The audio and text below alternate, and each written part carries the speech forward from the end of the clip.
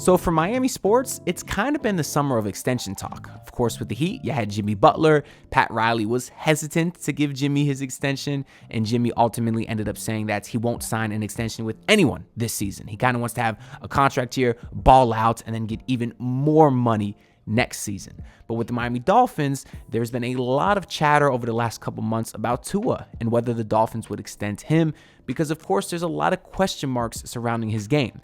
But of course, with training camp just starting a few days ago, those talks really heated up. And there was a lot of, debates or questions on whether Tua would hold out. In the first day, he kind of did like a half hold in, I think they were calling it, where he was like attending practice meetings, but he wasn't practicing. And quite frankly, I'm not sure what he thought that was going to accomplish. Either hold out or not, stand on business. That's what I like to do.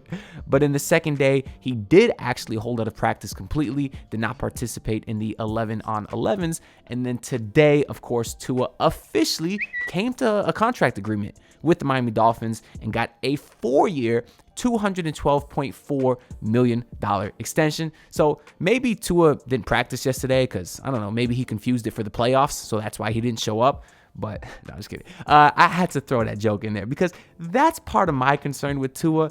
Although I will say I ultimately am happy for him, but I'll kind of get into my thoughts, a little bit later in the video, because I do want to go through the numbers a little bit more. As Chris Kaufman puts on Twitter, of the 212 that Tua received, I think only 167 of it is guaranteed, but it's not like you can just kind of interpolate that or whatever you want to do there.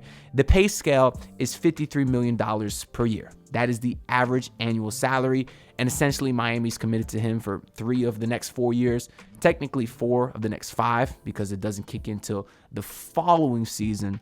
But what I want to look at here, as Adam Schefter points out, is where Tua's $53 million per year ranks him amongst his peers. So the top guy right now is Mr. Joe Cool, Joe Burrow, $55 million. Trevor Lawrence, same thing.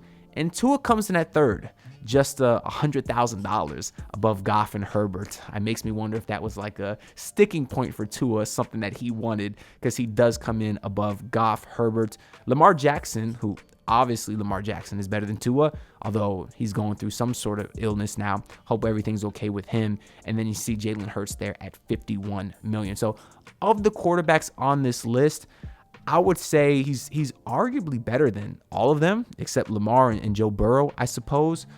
You could even argue that's debatable, maybe.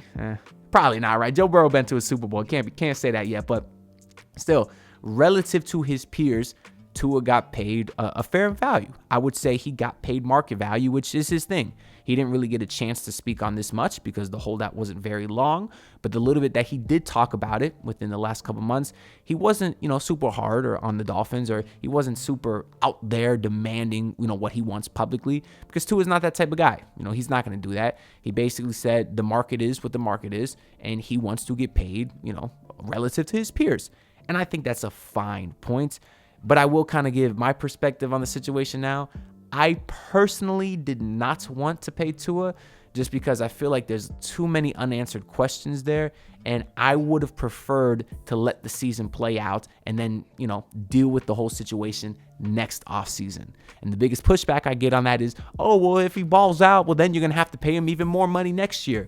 So if Tua balls out and wins the Super Bowl, I don't care what the Dolphins pay him, whatever they goddamn want. They could give him a blank check as far as I'm concerned. If he balls out, he deserves the money. But until then, I don't really think he deserves it. He really hasn't shown that he's capable of winning big-time games. And that's the biggest concern, amongst other things, right? Because 2 years ago, it was the injuries. And we said, oh, well, if he's healthy, he's a great player. Well, last season, he played every game. He was healthy, and he was great.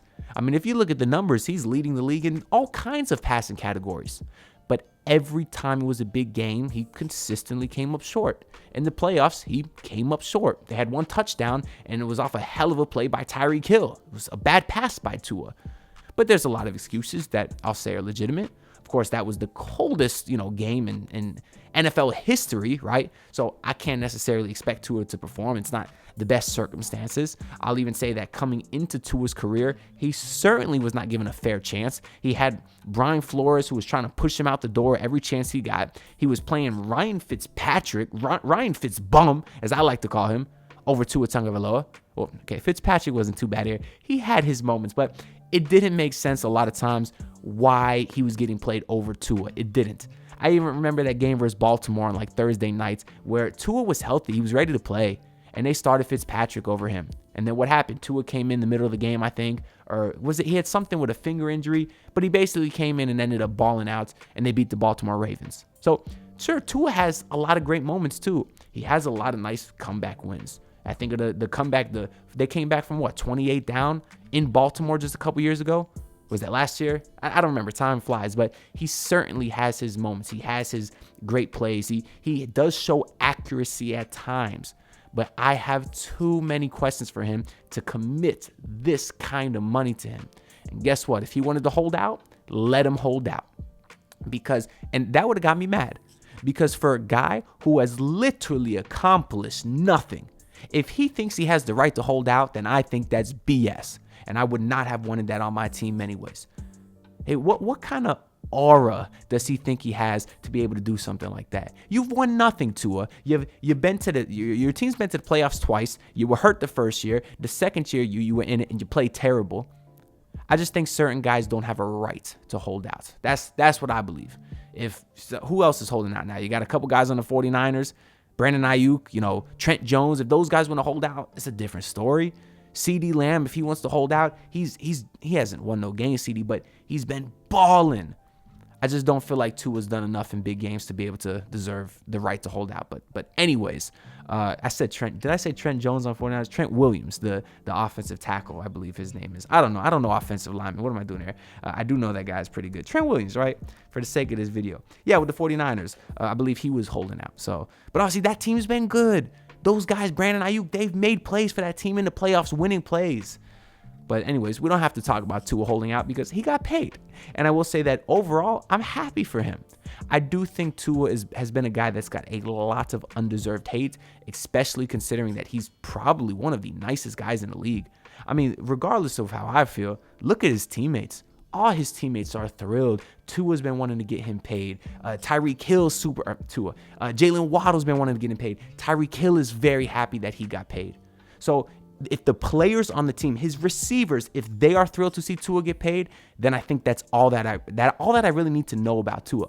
Because they're the ones catching the ball from Tua, not me. I couldn't catch from Tua, but that's because I don't have any hands. I'd probably drop it. But if his receivers are happy, well, then that's all I really got to know. And let me not act like Tua's 26. He's got time to grow, time to improve. So although I have a lot of questions about him now, I am more than willing to give him the benefit of the doubt to answer those questions for me. He's young. He wasn't put in a great situation to start his career. And I do think that he has the potential to improve. So I am looking forward to seeing what Tua brings to the team next year and for years to come. So let me know what y'all think down in the comments below. Do you think Tua deserves his extension? Do you think it's an overpay? I hope y'all enjoy some of the Miami Dolphins content because I will be bringing that in all season as we wait for the Miami Heat to kind of pick up come October. So I hope y'all enjoy it. Make sure to like the video and subscribe because I do greatly appreciate all the support. And I'll see y'all at the next one. Peace out. Pull up in your city tryna get that dead face. Do it on my own, I don't need no dead weight.